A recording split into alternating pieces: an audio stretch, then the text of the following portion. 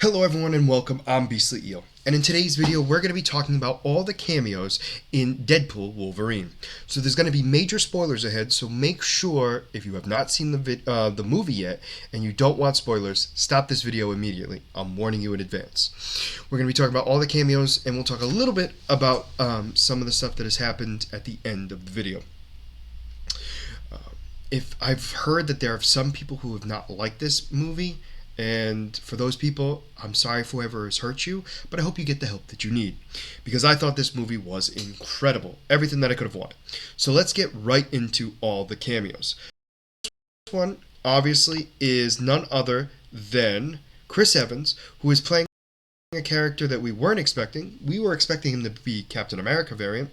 However, we get him yelling Flame On, which is him playing Human Torch once again. So he played Human Torch in Fantastic Four 1 and Fantastic Four 2 Rise of the Silver Surfer. So he gets to be wear the suit one last time in this movie. We have Jennifer Gardner playing as Elektra. She obviously played Elektra in Daredevil and in her movie Elektra. We also have Wesley Snipes, who plays an older version of Blade, who obviously played Blade in the original Blade trilogy movies. He also makes a joke here about how there's only, when they talk about all the different variants, specifically Punisher, Blade states that there's only been one Blade and there will only be one Blade, which is hilarious due to the fact that, well, we know that there's going to be a reboot of Blade coming soon. We then have the next cameo, who is a character that never got to see the light of day, which was a rumor since, I think it was like talked about like early 2018, 2017 maybe. And it was Channing Tatum playing Deadpool. And he actually plays Gambit. Channing Tatum playing Gambit. My apologies, not Deadpool. He plays Gambit in this movie. And we get to see make all the jokes about how he never got to see the light of day, and the fact that his accent isn't the greatest. We then have Daphne Keane, and I do apologize if I say her name wrong, reprising her role as X-23. And it looks like this X-23 specifically is the one from the Logan universe, and gets to play X-23 again. We then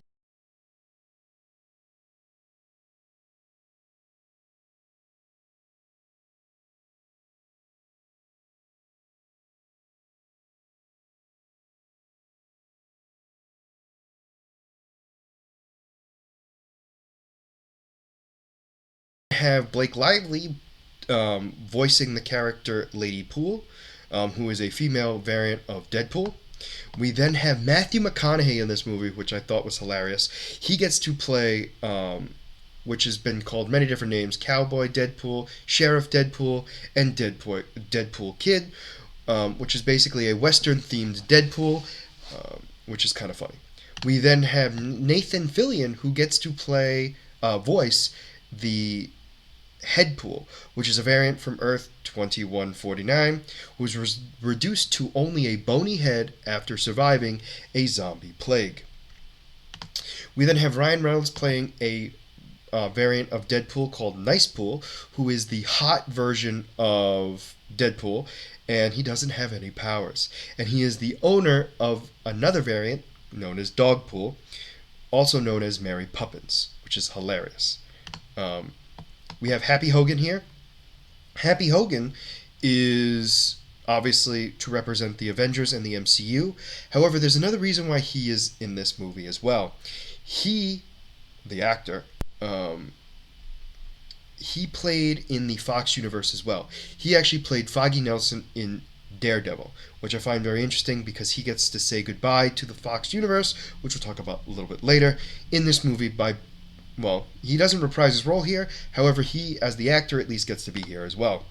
We then have a bunch of different variants of Wolverine, one of which was one we were not expecting, which was Henry Cavill playing a buffed up version of Wolverine. We then have the Hulk versus Wolverine variant of the Wolverine variants, where we get to see Hulk screaming inside the reflection of Wolverine's claws. We have the short Wolverine variant, which is the comic book accurate um, Wolverine, which is hilarious. It was Hugh Jackman's face and head CGI'd on a shorter man's body.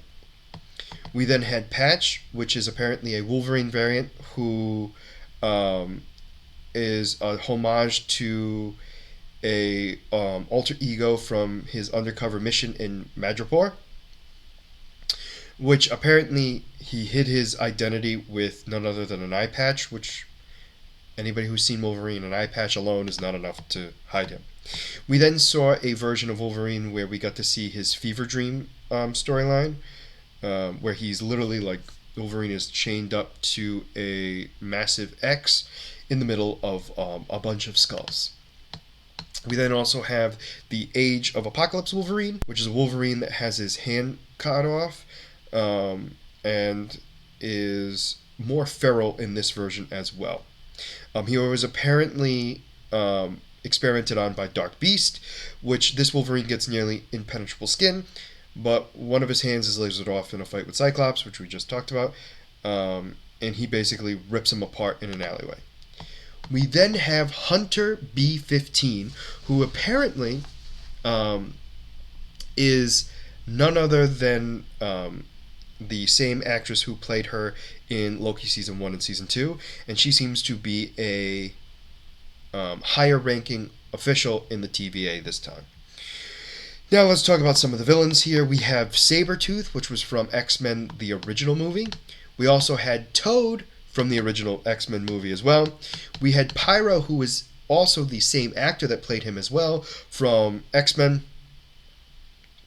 Apparently he was in X-Men 1, however somebody else portrayed him.